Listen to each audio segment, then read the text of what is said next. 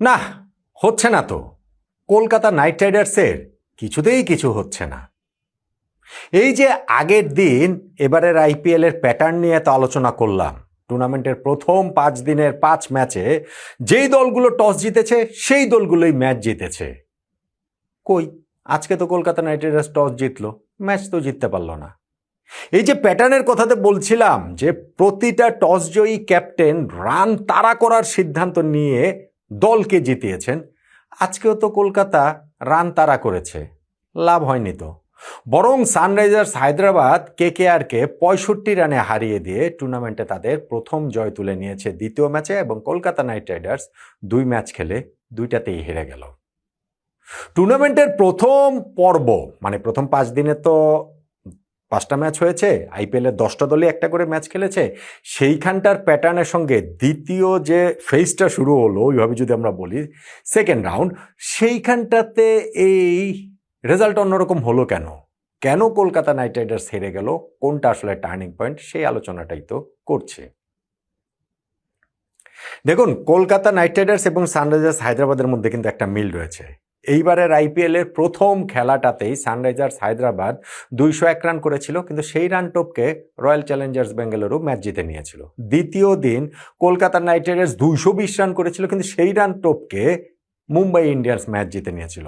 ফলে আজকে দুই দলের এই মুখোমুখিতে যখন কলকাতার ক্যাপ্টেন আজিঙ্কা রাহানে টস জিতলেন এবং প্রতিপক্ষকে ব্যাটিংয়ে আমন্ত্রণ জানিয়ে এই সানরাইজার্স হায়দ্রাবাদকে 226 রানে আটকেই ফেললেন আমি বলবো, কেননা রানটা একসময় মনে হচ্ছিল যে 250 তো ছাড়িয়েই যাবে, কে জানে আইপিএল এর প্রথম 300 না হয়ে যায়। সেইখান থেকে এই 200তে 226 রানে আটকে রাখাটা এক ধরনের সাফল্য। এবং আমরা যদি এইবার টুর্নামেন্টের প্যাটার্নটা লক্ষ্য করি, কলকাতা নিজেদের মাঠে খেলছে, এইটাকে যদি আবার একটা অ্যাডেড অ্যাডভান্টেজ হিসেবে দেখি, তাহলে ম্যাচ জয়ের কনফিডেন্স তাদের ওই সময়টাতেও থাকবে না কেন? কিন্তু তারা জিততে পারেনি, ধারে কাছেও যেতে পারেনি। 65 রানের বিশাল ব্যবধানে তারা হেরে গিয়েছে, যদিও এত রানে আসলে হারার কথা ছিল না। আপনি যদি পাওয়ার প্লেটা হিসাব করেন, আপনি যদি একদম শুরুতেই হিসাব করেন, ফিন অ্যালেন কলকাতার এই ইডেন গার্ডেন্সে তার সর্বশেষ যে ব্যাটিংটা, সেইটা আসলে ব্যাটিং তাণ্ডব ছিল। টি-20 ওয়ার্ল্ড কাপের সেমিফাইনালে সাউথ আফ্রিকার বিপক্ষে 33 বলে তিনি সেঞ্চুরি করেছিলেন, এবং আজকে এই 227 রান তারায় ফিনালেনের শুরুটা কিন্তু ওই রকমই বিস্ফোরক, ওই রকমই বিধ্বংসী হয়েছিল। প্রথম যে 6টা বল তিনি মুখোমুখি হয়েছেন, 4 4 6 6 4 4, মানে 6টা বলে 6টাকেই বাউন্ডারি সারা করেছেন তিনি, 4টা মাঠে দিয়ে 2টা আকাশ দিয়ে। কিন্তু 7 বলটাতে দুবেকে কটেন বোল্ড হয়ে তিনি আউট হয়ে গেলেন। ঠিক আছে, তারপরে তো একটা স্টার্ট তিনি এনে দিয়েছেন। আজিঙ্কা রাহানে আজকে মোটেই সুবিধা করতে পারেননি, 10 বলে 8 রান করে তিনি আউট হলেন, এবং Cameron Green power play last বলটাতে তিনি আউট হয়ে গেলেন দুর্ভাগ্যজনক রান আউটে। ভাই, আইপিএল এর দামি খেলোয়াড়দের কিন্তু একটা কার্স থাকে, একটা অভিশাপ থাকে। এইবার কি ক্যামেরন গ্রিনের সেই অভিশাপটা লেগে যাচ্ছে? নিলাম থেকে 25 কোটি 20 লাখ ভারতীয় রুপিতে তাকে কিনে নিয়েছে কেকেআর। প্রথম ম্যাচটাতে 10 বলে 18 রান করেছেন, আর এই ম্যাচে 2 রান করার পরে তিনি রান আউট হয়েছেন, এবং সেই রান আউটটাও কি দুর্ভাগ্যজনক যে তার ওই ব্যাটিং পার্টনার আঙ্ক্রেশ রাঘুবংশীর সঙ্গে ভুল বোঝাবুঝিতে রান আউট। মনে হচ্ছিল যে রাঘুবংশী রান আউট হয়েছেন, তিনি বাউন্ডারি সীমানার কাছাকাছি চলে গিয়েছিলেন, শেষ সময় তাকে থামানো হয় এবং দেখা গেল যে ওই সময় তারা ক্রস করে ফেলেছিলেন 2 ব্যাটসম্যান। ফলে রাঘুবংশী আবার ফেরত আসেন, ক্যামেরন গ্রিন আউট হয়ে গেলেন, এবং এই গ্রিন এরকম দুর্ভাগ্যজনকভাবে আউট হয়ে গেলেন। আমি বলছি 2টা ম্যাচে এই ব্যাটিং ব্যর্থতা, এবং 2টা ম্যাচের কোনোটাতেই তিনি বোলিং করেন নাই। পেস বোলিং অলরাউন্ডার হিসেবে তো গ্রিনকে নিয়েছিল কলকাতা, 2 ম্যাচের কোনোটাতে বোলিং করেনি, ব্যাটিংয়েও ব্যর্থ। সবচেয়ে দামি ক্রিকেটারের অভিশাপটা কি এবার ক্যামেরন গ্রিনের উপরে লেগে গেল কিনা? প্রতিবারই, এটা প্রায় প্রতিবারে, মানে আমার প্রতিবার না কিন্তু প্রায়শই এই ঘটনাটা আমরা ঋষভ প্যান্টের ক্ষেত্রে দেখেছি, অনেকের ক্ষেত্রে এটা আসলে দেখেছি, এবার গ্রিনের ক্ষেত্রে হবে কিনা। যাই হোক, পাওয়ার প্লেতে 3টা উইকেট কলকাতা নাইট রাইডার্স হারিয়ে ফেলল, 74 রান তারা করেছিল। আপনি যদি ওইভাবে হিসাব করেন, 10 ওভার শেষে তাদের 110 রান ছিল 3 উইকেটে, বাকি 10 ওভারে আরও 117 রান করতে পারতো। এটা তো সম্ভব ছিল, খুবই সম্ভব ছিল, কিন্তু সেইখান থেকে তারা একদম হুড়মুড়িয়ে ভেঙে পড়ে। রাঘুবংশী, যিনি ওই রান আউটের পার্ট ছিলেন ক্যামেরন গ্রিনের, তিনি এবার নিজে রান আউট হয়ে গেলেন। পরের ওভারে আরও একটা উইকেট হারালো, এবং রিঙ্কু সিংও যখন শর্ট থার্ড ম্যানে ক্যাচ দিয়ে আউট হয়ে গেলেন, কলকাতার আসলে শেষ আশাটাও শেষ হয়ে যায়।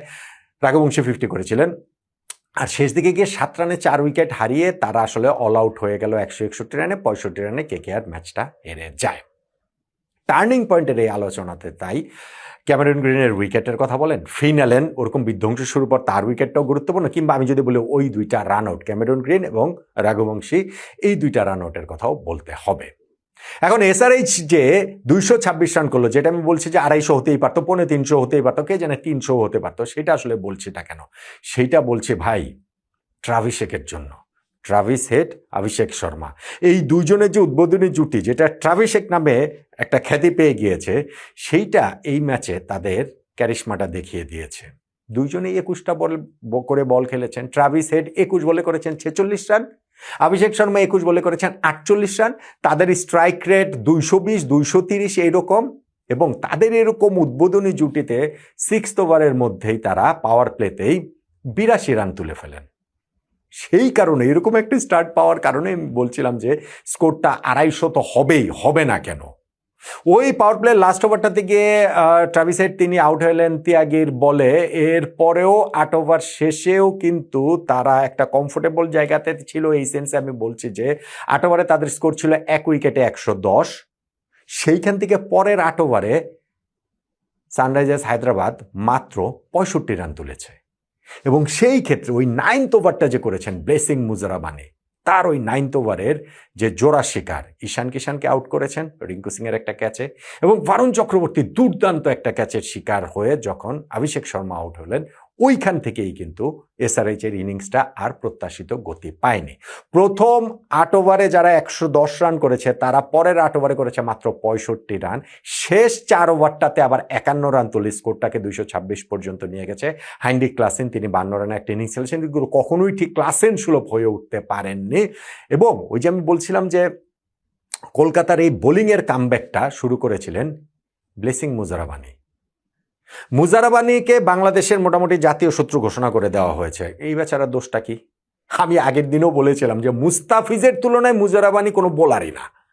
আপনি যদি ওইভাবে বলেন, অবশ্যই মুস্তাফিজ বোলিং স্কিলের দিক থেকে অনেক অনেক এগিয়ে, কিন্তু যেই পরিস্থিতিতে মুস্তাফিজ কেকেআর থেকে তাকে ছেড়ে দেওয়া হয়েছে, মুজারাবানিকে তার রিপ্লেসমেন্ট নেওয়া হয়েছে। তাই বলে মুজারাবানিকে শত্রু ঘোষণা করে দিতে হবে? প্রথম ম্যাচটা তিনি খারাপ বোলিং করেছেন, 3 ওভারে 34 রান দিয়েছেন, কিন্তু এই ম্যাচে তার ওই যে ওভারটাতে 2 উইকেট নিলেন, ঈশান কিষান এবং অভিষেক শর্মাকে আউট করলেন, ওইখান থেকে কিন্তু কেকেআরের কামব্যাকটা শুরু হয়েছিল।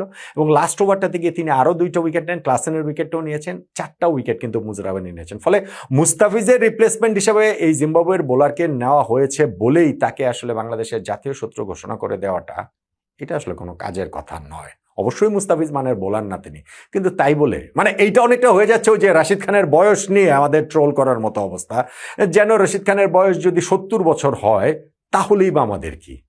তিনি তো আর এটা বয়স ভিত্তিক ক্রিকেট খেলছেন না। যাই হোক, সে আলোচনা করছি। কিন্তু ওই মুজারাবানি যে কামব্যাকটা শুরু করেছেন, সেই কারণেই ওই কেকেআরের একটা কামব্যাক হয়েছে। এসআরএইচ এর স্কোরটা আর অত বড় হয়নি, কিন্তু অত বড় না হলেও তো 226 পর্যন্ত তো গিয়েছে। সেই 226 জয়ের জন্য যথেষ্ট হয়েছে। যথেষ্টটা এমনভাবেই হয়েছে যে 65 রানের বিশাল ব্যবধানে তারা ম্যাচটা জিতে নিয়েছে। সানরাইজার্স হায়দ্রাবাদ প্রথম ম্যাচ আরসিবির কাছে হারার পর দ্বিতীয় ম্যাচে কলকাতা নাইট রাইডার্সকে হারিয়ে এইবারে আইপিএলে প্রথম জয় পেল। কিন্তু কলকাতা নাইট রাইডার্স তাদের এবারে আইপিএলে 2টা ম্যাচেই হেরে গেল। ফার্স্ট ম্যাচে মুম্বাই ইন্ডিয়ান্সের কাছে, এবং এই ম্যাচটাতে তারা হেরে গেল সানরাইজার্স হায়দ্রাবাদের কাছে। ম্যাচের টার্নিং পয়েন্ট তাহলে আসলে কোনটাকে বলবেন? দেখেন, আরো অনেক কিছুর কথা তো আমি বলেছি। ওইখানটাতে ওই 2টা রান আউট, ক্যামেরন গ্রিন এবং রাঘবংশী, সেই জায়গাটা, ফিন অ্যালেনের উইকেটটা, অনেক কিছুর কথাই বলতে পারেন, কিন্তু আমার কাছে ভাই শেষ পর্যন্ত গিয়ে ডিফারেন্স মেকার ট্রাভিস হেড। ওই ট্রাভিস হেড এবং অভিষেক শর্মার ওপেনিং পার্টনারশিপ, ওই দুজনের বিস্ফোরক বিধ্বংসী ব্যাটিংটাই, ওই দুজনের পাওয়ার প্লের মধ্যে 82 রানের জুটিটাই, ওই দুইজনের 220, 230 স্ট্রাইক রেটে 21 বলে 46, 21 বলে 48 রানের 2টা ইনিংসই, এই ট্রাভিস হেডটাই আসলে শেষ পর্যন্ত আমার কাছে এই ম্যাচে সানরাইজার্স হায়দ্রাবাদের 65 রানের জয়ে কলকাতা নাইট রাইডার্সের বিপক্ষে এটা টার্নিং পয়েন্ট। একমত কি হবেন আপনি?